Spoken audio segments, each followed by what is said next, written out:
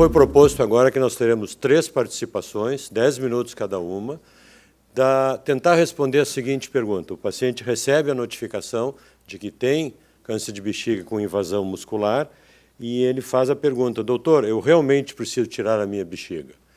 Então, as 3 apresentações da cirurgia do oncologista clínico e do radio-oncologista não conversaram, o que vai permitir sobreposição de informações. Então, o Dr. Renan Cabral, que é dos serviços de urologia do Hospital de Clínicas e do grupo de urologia e cirurgia robótica, vai fazer a apresentação cirúrgica primeiro.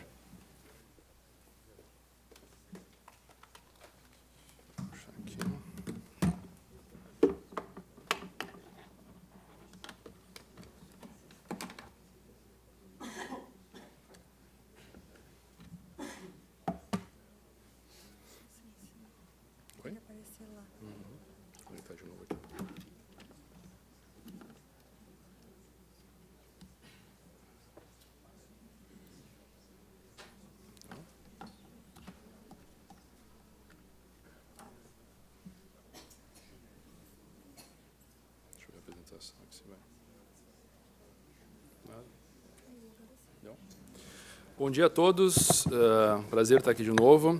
Então, meu papel hoje aqui é tentar convencer o paciente a fazer a cistectomia na doença músculo-invasiva, né? Espero defender bem a posição e não ser massacrado pelo Dr. Alain e Dr. Sérgio na sequência.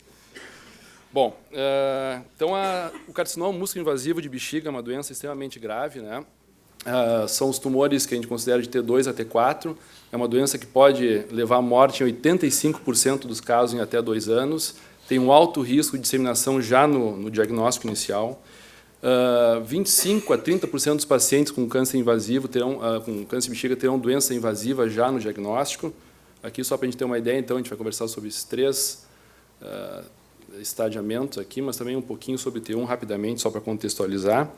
Aqui também a distribuição da doença no Brasil. A gente está numa região que tem a maior incidência, que chega a ser de 12 pacientes a cada 100 mil habitantes com câncer de bexiga, isso para homens. Para a mulher não é muito diferente, também é uma região de extrema incidência, a região sul e região sudeste do Brasil.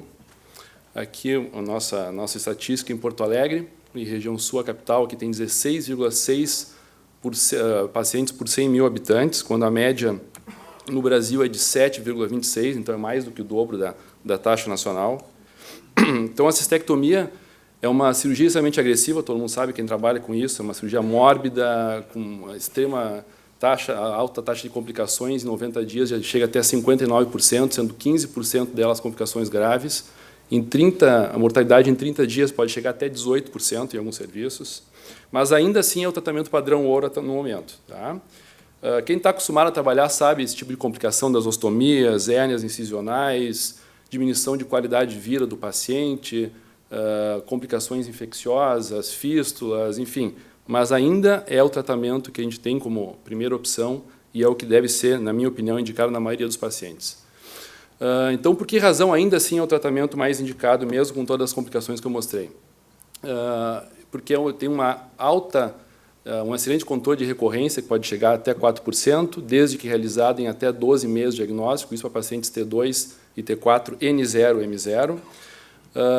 Pacientes T0, que são submetidos à cirurgia por indicação de RTU prévia, mas que na peça final não tem doença, ou não aparece doença músculo-invasiva, tem uma taxa de cura de até 90% em 5 anos.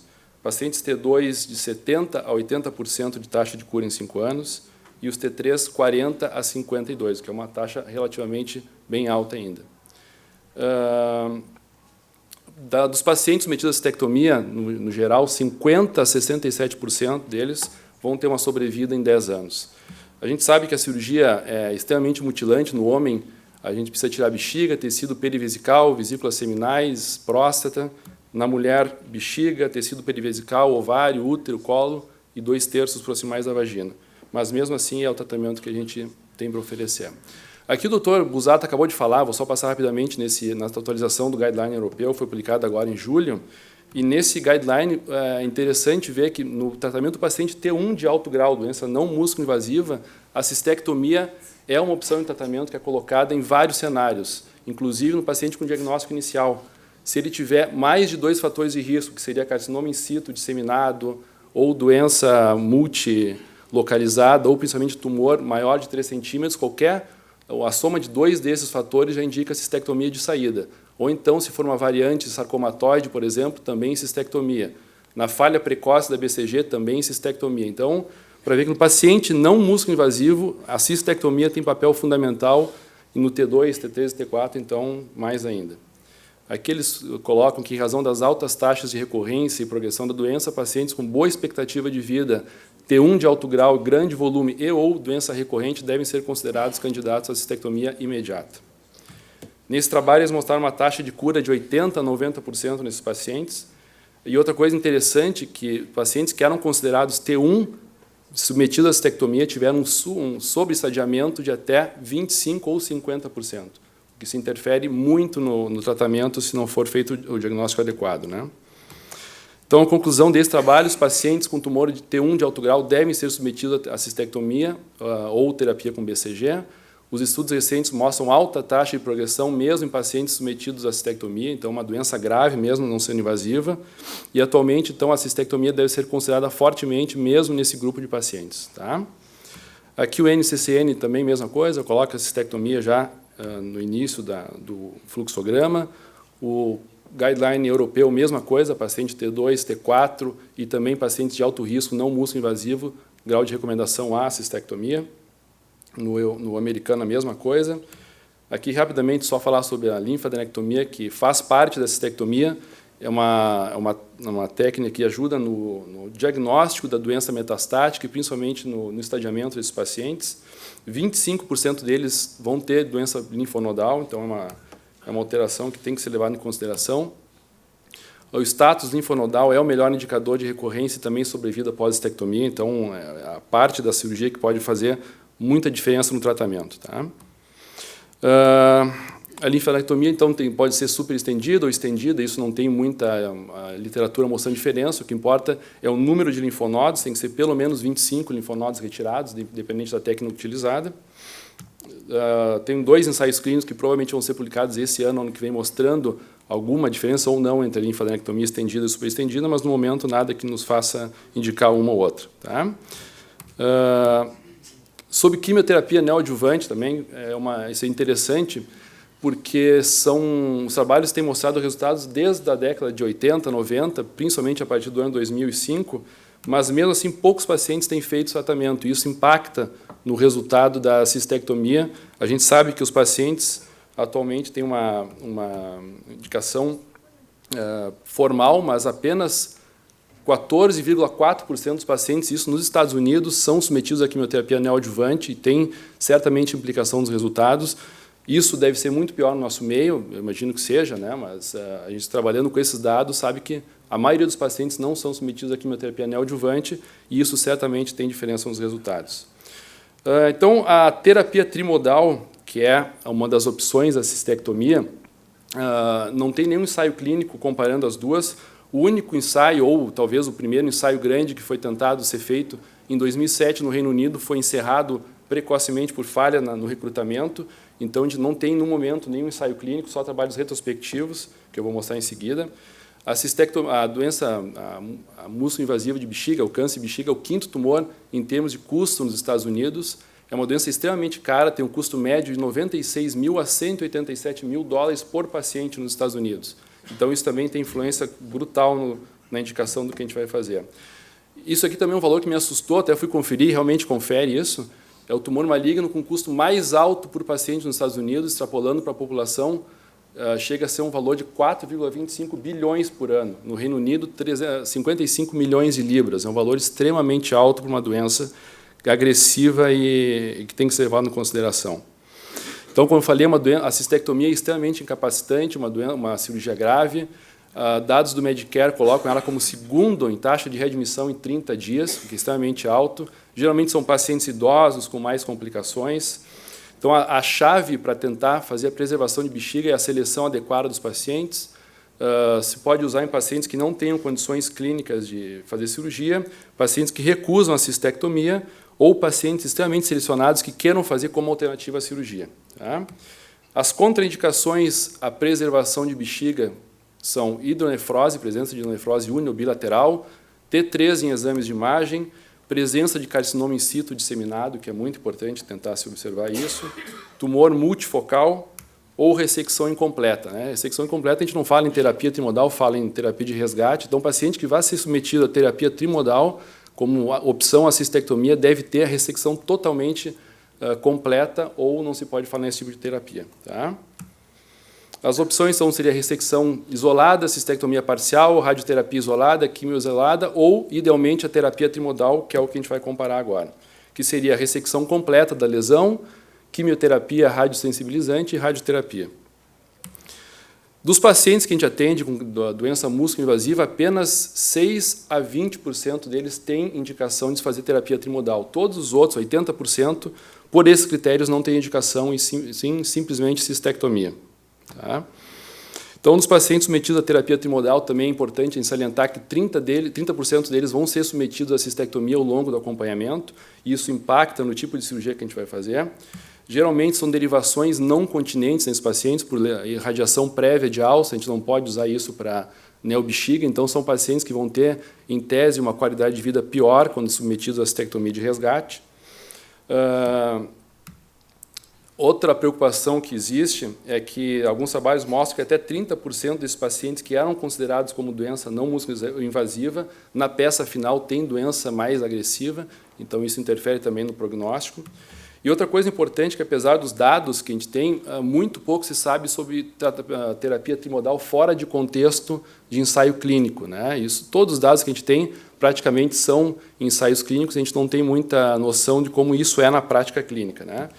Então, para terminar já em seguida, esse é o maior trabalho que fez um acompanhamento de 15 anos de pacientes submetidos à terapia trimodal no hospital da Universidade de Harvard e mostrou que em 5 anos e 10 anos o acompanhamento é praticamente o mesmo, só que um dado muito importante é que os pacientes são ultra selecionados. Se a gente for colocar esses critérios que são utilizados para a terapia trimodal, para também pacientes que vão ser submetidos à cistectomia, a sobrevida é completamente diferente. Eles vão ter 83%, muito melhor que a terapia trimodal. Então, quando a gente tira os critérios que fazem essa ultra-seleção, os dados são bem diferentes. Tá? E aqui agora foi publicado no mês passado esse grande trabalho no JAMA, comparando os resultados da terapia trimodal e cirurgia versus custos, utilizando um banco de dados de 112 mil pacientes.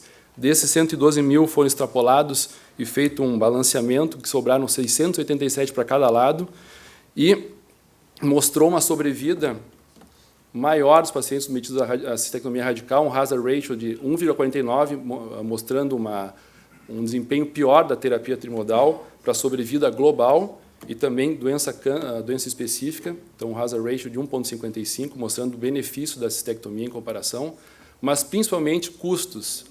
90 dias, o custo adicional da terapia trimodal foi de $8 mil, em 180 dias, $63 mil para a terapia trimodal. Isso extrapolado para a população americana, chega a um valor de $335 milhões, o que é muita coisa. E principalmente no contexto que a gente trabalha no sistema de saúde público, isso certamente tem impacto e deve ser levado em consideração na hora de definir qual é o tratamento. Então, concluindo, a doença músculo-invasiva é uma doença extremamente agressiva e letal.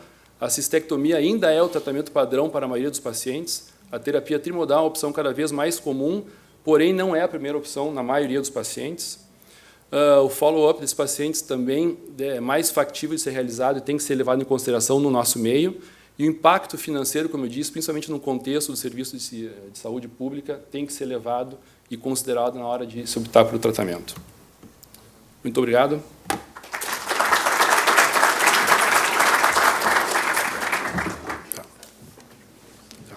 Muito obrigado.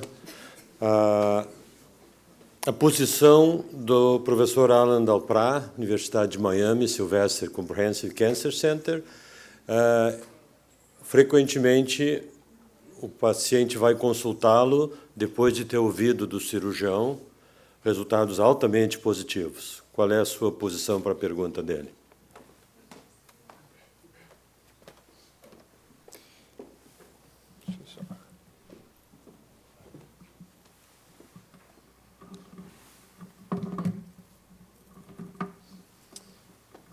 Com satisfação, estar aqui. Obrigado pelo convite novamente. E o Renan me deixou numa situação complicada, né? Eu tenho um viés na questão da preservação da bexiga. A minha formação, eu tive sorte de fazer formação em 2 instituições que tinham a clínica multidisciplinar da bexiga. Então, como radioterapeuta, fazendo parte de uma clínica 2 vezes por semana, trabalhando conjuntamente com oncologistas clínicos e urologistas, sendo parte da cistoscopia, me tornou um entusiasta da técnica.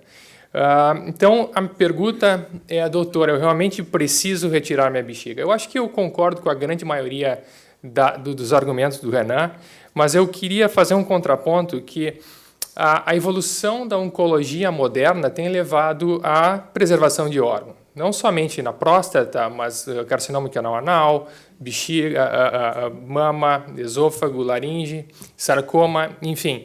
Isso, quando eu falo terapia de preservação, eu não só estou falando em uma modalidade. São cirurgias de menor porte, envolvendo radioterapia e terapia sistêmica.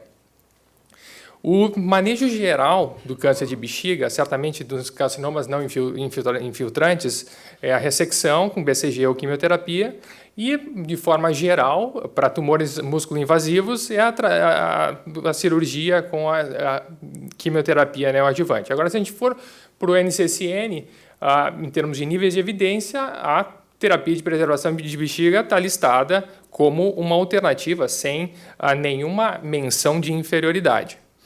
A gente está falando de uma situação, então, de tumores de 2A a 3A. Né?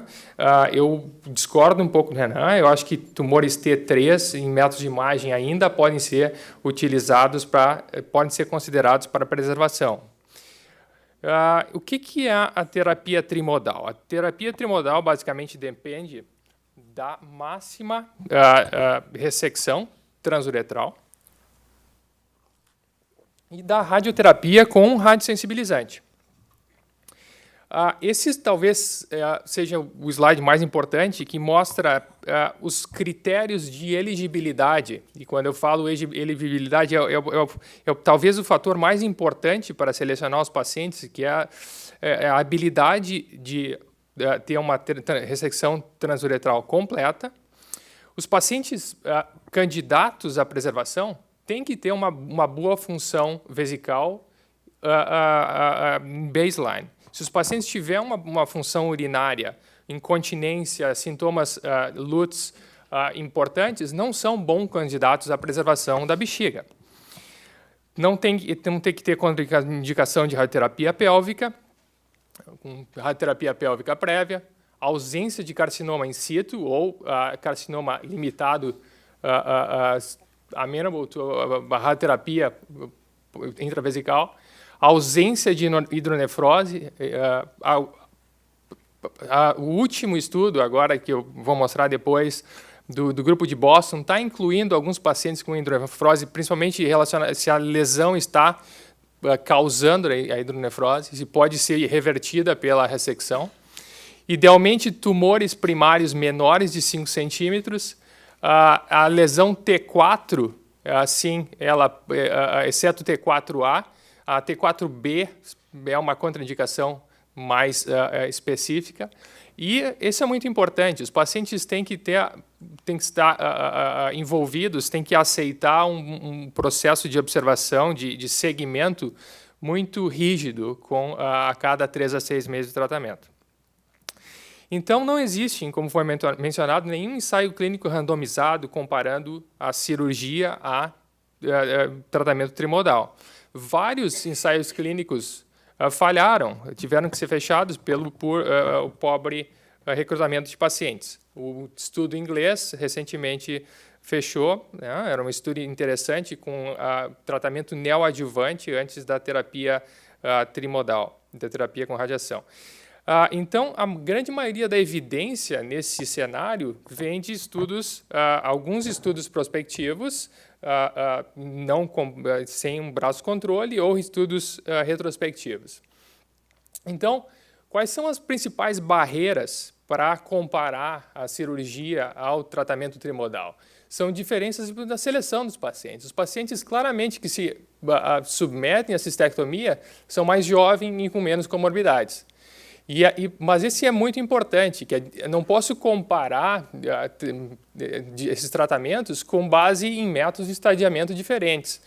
O estadiamento clínico do paciente com preservação de bexiga, com o estadiamento patológico da cistectomia. E, mais importante, essas diferenças antes do tratamento, muitas vezes elas vão estar relacionadas a diferenças em balances no tratamento muito maiores em relação a outros fatores prognósticos. Aí o que acontece? Os grupos utilizam de grandes databases, grandes bancos de dados e usam métodos estatísticos um pouco mais sofisticados, como propensity score matching, para tentar fazer o balanceamento desses fatores. Mas eles não conseguem balancear os fatores que são desconhecidos, que somente um ensaio clínico randomizado é capaz de controlar. De forma geral, os estudos contemporâneos de preservação de bexiga, eu não vou ter tempo de listar, obviamente, todos eles, mas os mais importantes de Boston mostram, sim, um controle local bastante importante, girando em torno de 70%, né? E pacientes conseguem preservar a bexiga em 70% a 80% das vezes, com uma sobrevida global em 5 anos, que é similar à grande maioria dos estudos das cistectomias, dos estudos cirúrgicos. A maioria desses trabalhos usou cisplatina como radiosensibilizante. A gente sabe que existem outras alternativas. Esse é um estudo do New England, do Nick James, o mesmo PI do Stampede, da próstata, que é um fase 3, radioterapia somente com radioterapia e 5-fluoracil e mitomicina. Os pacientes usaram diferentes doses, fracionamentos de radiação, 55 em 20, muito popular na Inglaterra, 64 em Grays em 32 frações, e o endpoint primário, desfecho primário, foi a sobrevida livre de progressão, de bloco regional. E mostrou aqui que a adição da quimioterapia, obviamente, foi positiva, foi um estudo positivo. Então, mostrando que a 5-fluoracil mitomicina também é uma alternativa. Mudando um pouco, falando sobre os pacientes mais velhos, eu acho que isso é importante focar, porque muitas vezes os pacientes não são tratados de forma apropriada. Esse é um trabalho da McGill. Os pacientes são tratados com 50 Grays em 20 frações, com uma técnica mais moderna de radiação, não é 3D conformal, é 3D conformal e MRT, com gencitabina, 100 mg, 1 metro quadrado, ou a cisplatina. Esse trabalho mostra, então, que sobrevida mediana de 28 meses, somente 2 pacientes progrediram com doença músculo-invasiva, uma falha loco-regional e 3 metástases à distância. De forma geral, 75% com disease-free sobrevida livre de progressão e, mais importante, com uma bexiga funcional. Então, esse é um trabalho pequeno, obviamente, com um segmento bastante curto, mas mostrando que pacientes mais idosos, muitas vezes não candidatos à cistectomia, a gente pode fazer um tratamento com radiação e baixas doses de gencitabina semanal e vão ter resultados satisfatórios.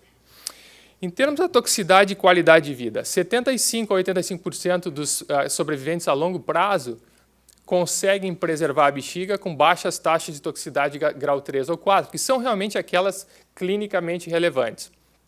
Esse trabalho do Anthony Zeidman, de 221 pacientes, mostrou que 75% conseguem manter a bexiga funcional, né, a longo prazo. 85% sem urgência ou urgência ocasional. 25% urgência ocasional e do bowel control, com alguns sintomas gastrointestinais. 50% com uma função erétil normal, que provavelmente não seria o caso da cistectomia. E quando se participa de uma clínica multidisciplinar de bexiga, esses resultados são muito similares. Um pouco mais em relação à toxicidade. Trabalho do RTOG, 157 pacientes com preservação de bexiga, que sobreviveram 2 a 13 anos. O segmento mediano, 5 anos. Toxicidade que foi realmente clinicamente significante, 3 a 4, muito baixa. Tá? Claro que quando a gente olha a toxicidade grau 2 e soma com a grau 1, tende a pensar que são números altos, mas a toxicidade significativa não é tão alta a longo prazo. Tem vários trabalhos perguntando para os pacientes o grau de satisfação depois da terapia de preservação de bexiga. Então, esse trabalho perguntou aos pacientes explicitamente se fosse passar o resto da sua vida com sintomas, com as condições urinárias da forma como está agora, como se sentiria? A grande maioria dos pacientes estão satisfeitos. Isso é que eu realmente minha experiência pessoal em clínicas específicas de tratamento de câncer de bexiga. Esse é o trabalho um trabalho recente do grupo de Toronto. E, provavelmente eu tratei alguns desses pacientes, mostrando que é um propensity score matching, de novo, com suas limitações, mas mostrando que a sobrevida da cistectomia radical com o tratamento trimodal é muito similar, depois de 4,5 anos de segmento. Então, de forma mais didática, como que funciona a preservação de bexiga? É um tratamento multidisciplinar. Os pacientes têm que ser vistos pelo urologista, o radioterapeuta e o oncologista clínico. Isso é muito importante, a ressecção máxima. Revisão de patologia é algo extremamente importante. Em Toronto, e eu tenho feito também em Miami, a ressonância para o estadiamento.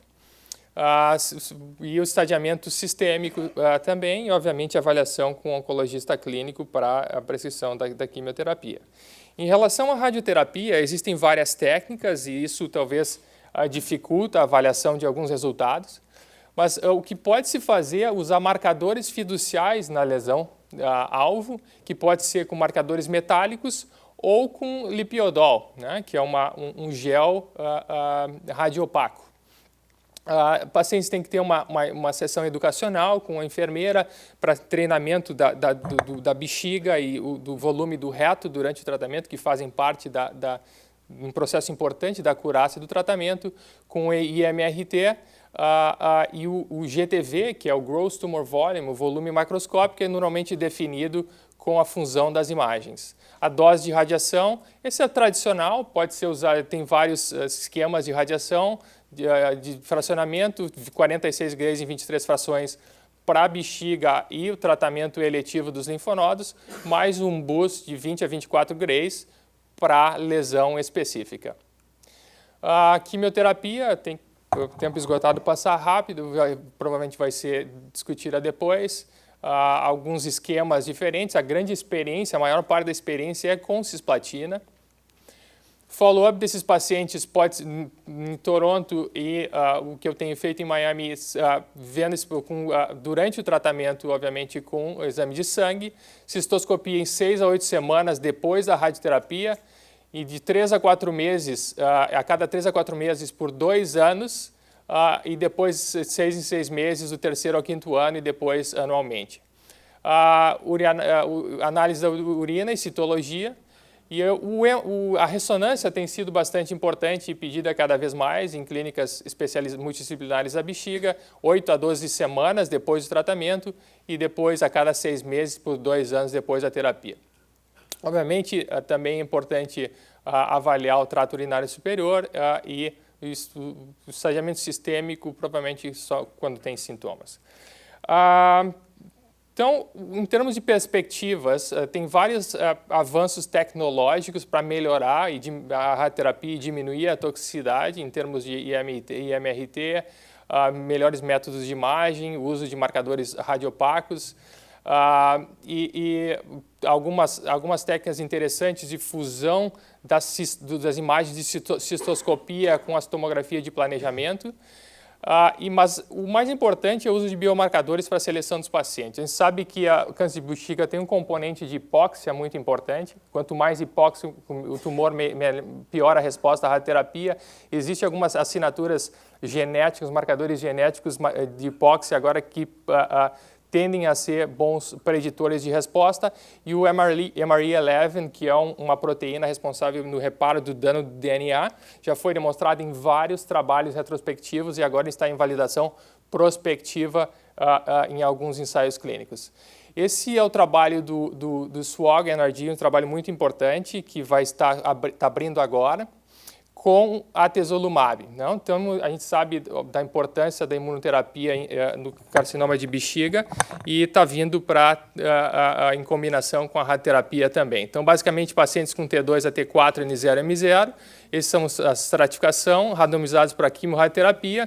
É bem flexível em termos de esquema, volumes e doses de radioterapia, porque, na verdade, a hipótese é que a imunoterapia vai melhorar o desfecho, que é a sobrevida livre de bexiga intacta. Esse é um trabalho bastante interessante. Eu acho que one size does not fit all. Então, a progressão, o avanço da terapia de bexiga é a personalização. Então, esses pacientes, esse é um grupo do Fox Chase, que já vem trabalhando com alguns genes que são responsáveis pelo reparo do dano de DNA, e esses genes estão mutados, os pacientes tendem a responder melhor à quimioterapia neoadjuvante. Então, esses pacientes fazem um sequenciamento no momento da primeira ressecção transuretral, começam a terapia neoadjuvante, tem uma segunda ressecção e, a partir daí, são alocados a um tratamento específico, que vai desde a vigilância ativa, sem nenhum tratamento com cirurgia ou radioterapia, terapia intravesical, quimio-radioterapia ou cistectomia, enfim, um dos primeiros tratamentos baseados em biomarcadores e bastante interessante. Em relação às mensagens principais, a preservação de bexiga, em longo prazo, ela pode trazer um controle satisfatório para o doente, com uma bexiga funcional em 70% a 80% das vezes, com a sobrevida comparável à cirurgia. Eu concordo com o Renan, a gente não é um tratamento para todos os pacientes. Em geral, os pacientes têm que ser não candidatos cirúrgicos, pacientes mais idosos têm que ser considerados para a terapia de preservação da bexiga e têm que preencher os critérios de elegibilidade e estar motivados para manter o tratamento. Eu queria só trazer esse slide do professor Hamdi, que é o PI do PROTECT Study da próstata, que ele coloca que em clinical trials os pacientes têm que estar protegidos por um código de ética, que eles têm que ter dado informações suficientes para tomar determinada decisão para o tratamento. Na prática clínica, os pacientes são protegidos também por um código de ética, que eles também têm que ser informados para tomar a decisão de tratamento. Quando não se tem certeza, quando não tem evidência clínica ou ensaios clínicos randomizados, os pacientes têm que receber informações sem vieses em relação às melhores terapias. Então, os hallmarks de preservação de bexiga. É um tratamento multidisciplinar, não é somente a radioterapia, envolve radioterapia, envolve cirurgia e oncologia clínica. A seleção dos pacientes é fundamental. Os pacientes têm que ter a ressecção transuretral máxima e tem que ter um follow-up, um segmento bastante rígido, e assim que a detecção da recidiva, esses pacientes têm que ir à cirurgia de resgate. Então, doutor, eu realmente preciso retirar minha bexiga? E a resposta que eu consideraria mais adequada é talvez não. Vamos conversar com a equipe multidisciplinar. Muito obrigado.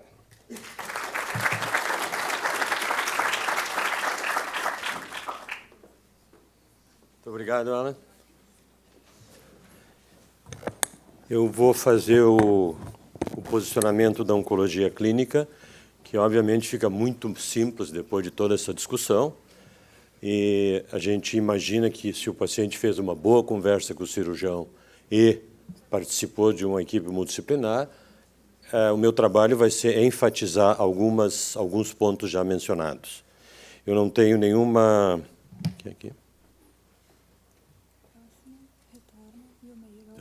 Eu não tenho nenhuma declaração de conflitos para essa apresentação. E, basicamente, eu queria reforçar o fato de que isso é uma situação relativamente comum, Tá? 1/3 dos pacientes com câncer de bexiga se apresentam de novo com invasão da camada muscular e temos todos aqueles que não logram sucesso e recidivam. Esses pacientes são os mesmos pacientes que têm risco de outros tumores uroteliais, e nós temos que lembrar disso no dia a dia.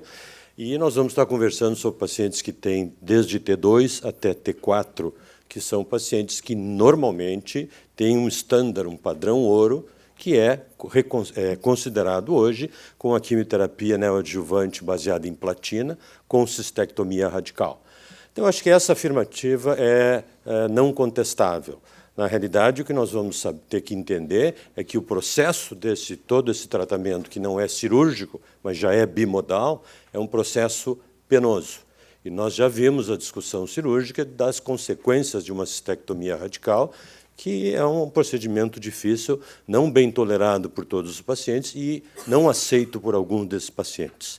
Existe um risco sistêmico que a gente tem que saber que a quimioterapia sistêmica nesses pacientes, seja neoadjuvante, seja como parte do tratamento multimodal, é encarada através do uso da quimioterapia.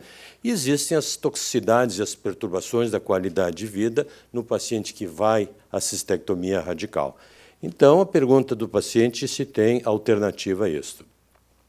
Essa terapia tripla, ou terapia de combinação, implica, como já foi dito também, ressecção transuretral máxima. Nós não podemos discutir isso se nós não tivermos esta segurança e essa tranquilidade. Obviamente, os pacientes que não podem ir à cirurgia são candidatos à preservação, mas existe um grupo de pacientes que quer saber e pode eleger não se submeter à cirurgia. Eles são os pacientes que não aceitam, eles vão ser altamente selecionados, mas tem que estar embutido nessa decisão 2 fatos já mencionados. O primeiro, 40% desses pacientes têm recidiva em 5 anos quando não retiram a bexiga. Esse número tem que ser reconhecido por quem toma essa decisão voluntariamente e tem que ser aceito por esses pacientes, até porque a sequência de cirurgia faz parte desse programa naqueles que a elegem de forma realmente eletiva. E existe uma necessidade, além de resgatar com a cirurgia radical, existe a necessidade de se adaptar ao padrão de follow-up rigoroso desses pacientes. Isso demanda dos pacientes.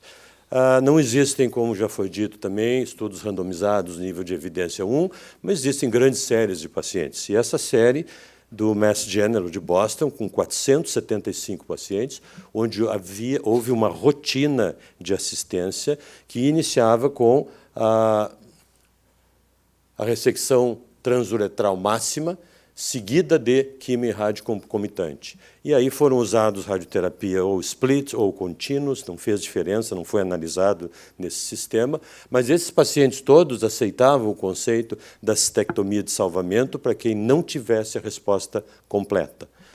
Lembrem que essa resposta completa não é cirúrgica, é uma resposta completa por imagem e imagens anteriores à nossa época atual. Com acompanhamento mediano de 7,2 anos, esses resultados, para um bom número de pacientes, são muito razoáveis.